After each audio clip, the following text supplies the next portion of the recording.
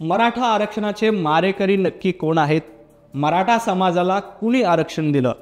मराठा समाजाच्या आरक्षणाचं घोंगडं भिजत कुणी ठेवलं? मराठा आरक्षणाला नेमका कुणाचा विरोध आहे?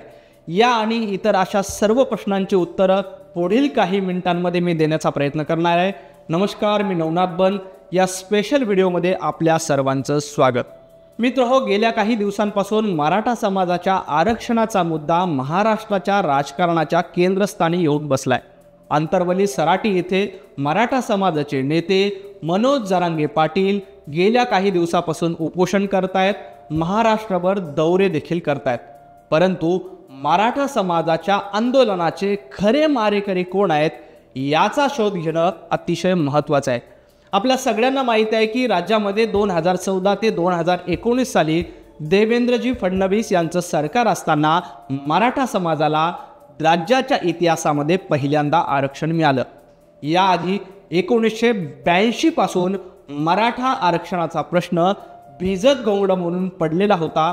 परंतु कुठल्याही राजकारण्यांनी, एवढंच काय, कुठल्याही राजकीय पुढाऱ्यांनी, कुठल्याही राजकीय पक्षांनी मराठा समाजाच्या आरक्षणाच्या प्रश्नाकडे लक्ष दिलं नव्हतं.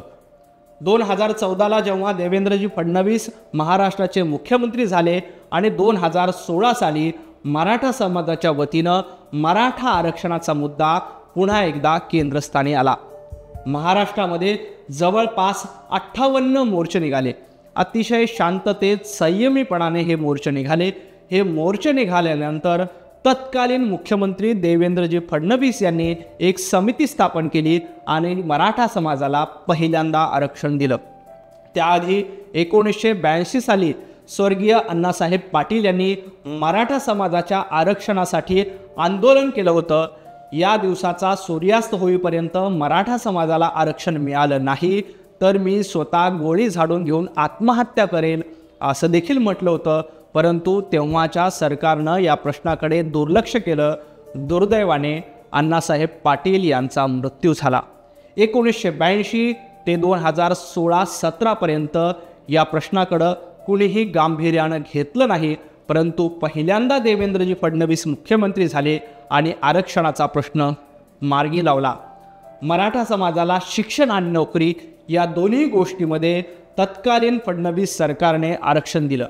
परंतु 2019 साली सगळं सत्तांतर झालं. महाविकास आघाडी सरकार सत्तेवर आलं. मुख्यमंत्री म्हणून उद्धव ठाकरे यांनी शपथ घेतली आणि पुन्हा एकदा मराठा समाजाचा प्रश्न भिजत घोंगड्यामध्ये पडला. महाराष्ट्रात महाविकास आघाडीचं सरकार असताना तत्कालीन मुख्यमंत्री उद्धव ठाकरे यांनी मराठा आरक्षणाच्या प्रश्नाकडे गांभीर्यानं बघितलं नाही. एवढंच नाही तर सरकारसाठी वकील देखील नेमले नाही आणि सुप्रीम कोर्टामध्ये त्या पद्धतीनं भक्कमपणे बाजू मांडली नाही. परिणामी मराठा समाजाचं आरक्षण गेलं. पुन्हा एकदा मराठा समाजाला आरक्षण मिळावं यासाठी मनोज जरांगे पाटील यांच्या नेतृत्वामध्ये अंतरवाली सराठी येथे आंदोलनाला सुरुवात झाली आणि मराठा समाजाला आरक्षण द्या अशी मागणी त्यांनी केली. त्यानंतर मुख्यमंत्री एकनाथ शिंदे, उपमुख्यमंत्री देवेंद्रजी फडणवीस आणि अजित पवार यांच्या नेतृत्वातील सरकारने मराठा समाजाला 10% आरक्षण दिलं. खरं तर एकनाथ शिंदे यांनी शपथ घेतली होती शिवरायांच्या समोर आणि त्या शपथेच्या साक्षीमुळे एकनाथ शिंदे यांनी मराठा समाजाला 10% आरक्षण दिलं. खरं तर यानंतर आरक्षणाचा प्रश्न संपायला हवा होता. परंतु मनोज जरांगे पाटील यांनी आग्रह धरला की मराठा समाजाला OBC मधूनच आरक्षण द्यावं.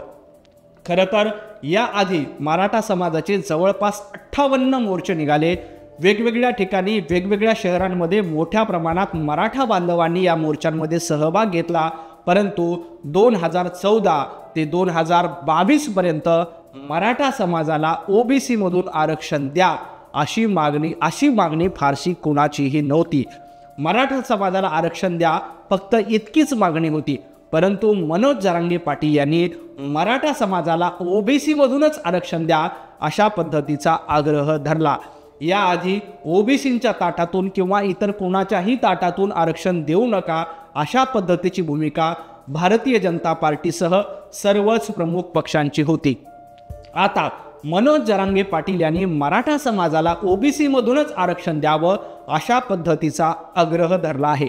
परंतु हा सगळा आग्रह धरत असताना मनोज जरांगे पाटील यांच्याकडनं फक्त आणि फक्त भारतीय जनता पार्टीला टार्गेट करण्याचा प्रयत्न होतोय का, हा देखील प्रश्न पडतोय.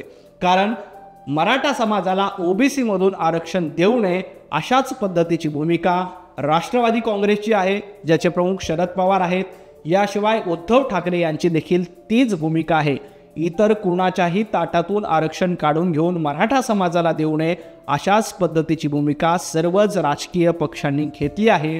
परंतु या सगळ्या प्रकरणामध्ये फक्त भारतीय जनता पार्टीला टार्गेट करण्याचा प्रयत्न केला जातोय. याच्या मागे नेमकं कोण आहे हे सुज्ञ प्रेक्षकांना मी सांगायची गरज नाही. खरं तर मराठा समाजाचा आरक्षणाचा प्रश्न सोडवण्यासाठी देवेंद्रजी फडणवीस यांनी पहिल्यांदा प्रयत्न केले आणि ते प्रयत्न यशस्वी देखील झाले. त्यांच्यामुळेच पहिल्यांदा मराठा समाजाला आरक्षण मिळालं. आता देखील मराठा समाजाला 10% आरक्षण आहे. परंतु ओबीसीमधूनच आरक्षण मिळालं पाहिजे अशा पद्धतीचा आग्रह मनोज जरांगे पाटील करतायत. परंतु या निमित्ताने महाविकास आघाडीचा खरा चेहरा जनतेसमोर आणि लोकांसमोर येणं अतिशय महत्त्वाचं आहे. तुम्हाला आठवत असेल तर मराठा समाजाचे 58 मोर्चे निघाले, मूक मोर्चे निघाले. तेव्हा या मोर्चाला मूक मोर्चा नाही तर मुका मोर्चा म्हणा अशा पद्धतीचं कार्टून कुणी काढलं होतं? संजय राऊत संपादक असलेल्या सामनामधून मराठा समाजाला मुका मोर्चा बनण्यापर्यंतची हिंमत गेली होती.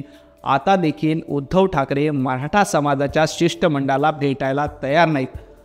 उद्धव ठाकरे मुख्यमंत्री असताना वकिलांना वेळ देत नव्हते, आरक्षणासाठीच्या स्थापन केलेल्या समितीला वेळ देत नव्हते, एवढंच काय तर मंत्रालयामध्ये देखील जात नव्हते. आता देखील मराठा समाजाच्या आरक्षणाच्या प्रश्नात उद्धव ठाकरे यांची भूमिका काय असा प्रश्न विचारला तर अद्यापही उद्धव ठाकरे या प्रश्नावर बोलायला तयार नाहीत. ते मूग गिळून गप्प आहेत. मित्र हो, यातच सगळं आलं. उद्धव ठाकरेंना आपली भूमिका स्पष्ट करायची नाही आहे. हे सगळं खापर भारतीय जनता पार्टी आणि महायुती सरकारवर फोडायचं आहे. मला उद्धव ठाकरे यांना विचारायचं आहे की मराठा समाजाबद्दलची तुमची भूमिका कधी स्पष्ट करणार आहेत? जशी उद्धव ठाकरे यांची गत आहे अगदी त्याच पद्धतीनं राष्ट्रवादी काँग्रेस पवार गटाचे सर्वेसर्वा शरद पवार देखील मराठा आरक्षण प्रश्नावर थेट भूमिका घ्यायला तयार नाहीत. मराठा समाजाला ओबीसीमधून आरक्षण द्यायचं का या प्रश्नाचं उत्तर ते अजूनही देत नाहीत. जयंत पाटील यांना देखील पत्रकारांनी या संदर्भात प्रश्न विचारला तेव्हा जयंत पाटील यांनी देखील गोल गोल उत्तर दिलं. याचा अर्थ त्यांची देखील भूमिका स्पष्ट नाही. जोपर्यंत शरद पवार आणि उद्धव ठाकरे या संदर्भात भूमिका स्पष्ट करत नाहीत तोपर्यंत मराठा